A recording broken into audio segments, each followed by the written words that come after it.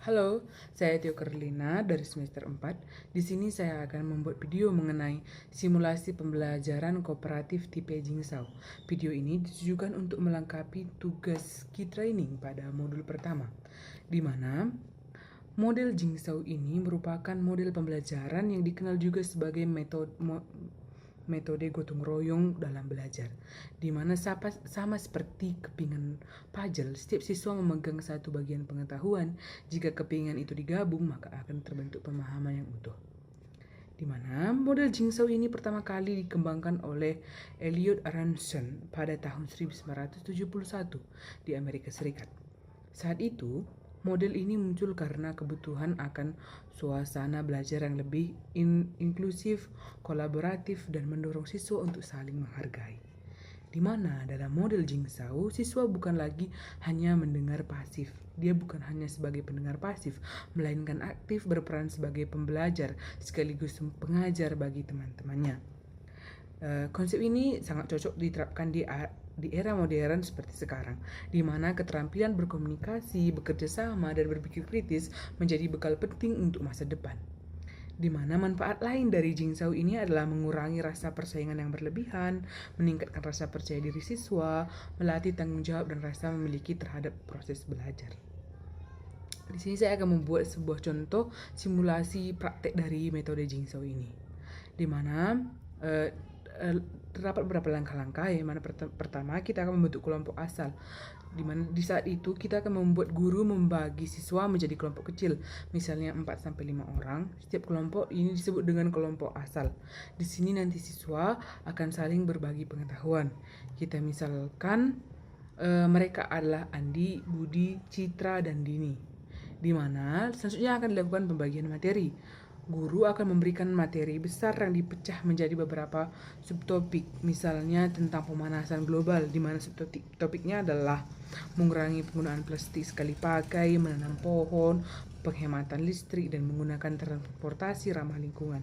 Jadi di sini guru akan membagi keempat topik ini kepada keempat siswa sebelumnya, di mana sebagai contoh di sini saya membuat Andi akan mendapat topik mengurangi penggunaan plastik sekali pakai, Budi mendapat topik menanam pohon, Citra mendapat topik menghemat energi listrik, dan Dini akan mendapat topik menggunakan transportasi ramah lingkungan. Tahap selanjutnya, tahap ketiga, akan dilakukan diskusi kelompok ahli, di mana anggota dari kelompok asal yang memiliki subtopik sama akan berkumpul menjadi kelompok ahli. Misalnya semua siswa yang mendapat topik menghemat energi listrik akan berkumpul, duduk bersama, mendiskusikannya. Jadi mereka bertukar informasi mengenai contoh nyata dan menyusun cara menyelesaikan materi tersebut. Contohnya seperti ini.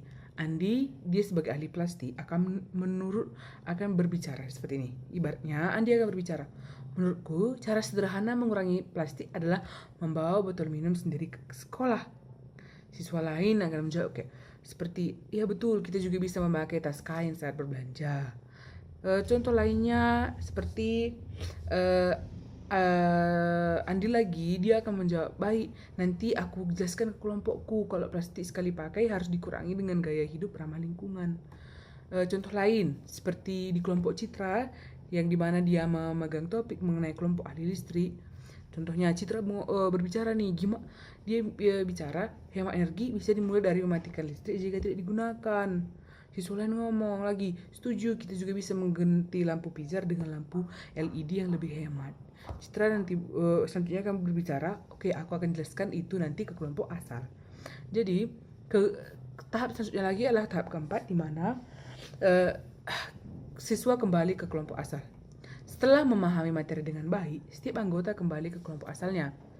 Di sini mereka berbagi hasil diskusi yang telah mereka diskusikan sebelumnya.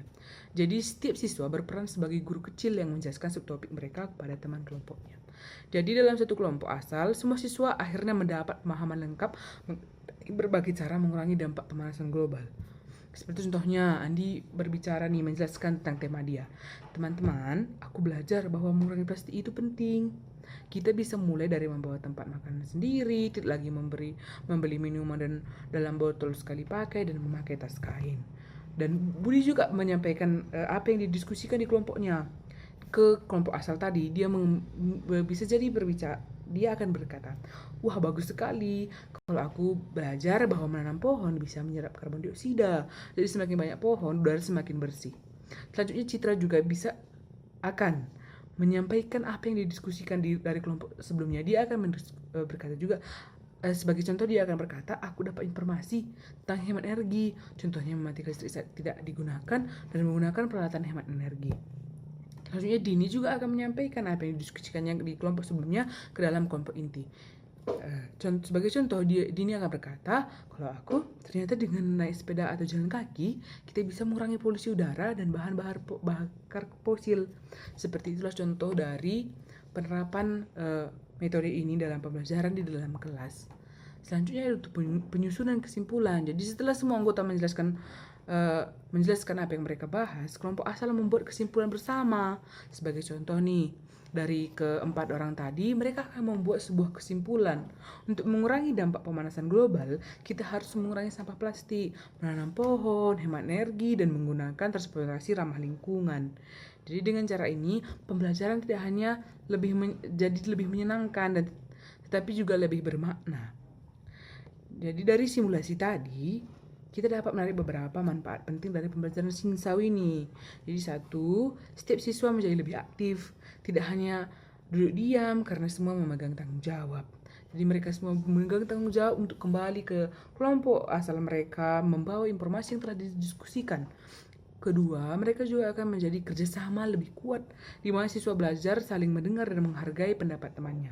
Ketiga, pemahaman lebih mendalam, karena ketika mengajar orang lain, pemahaman kita sendiri juga akan menjadi lebih kuat. Selanjutnya itu keempat, keterampilan sosial berkembang, di mana diskusi, komunikasi, dan presentasi terasa dengan baik.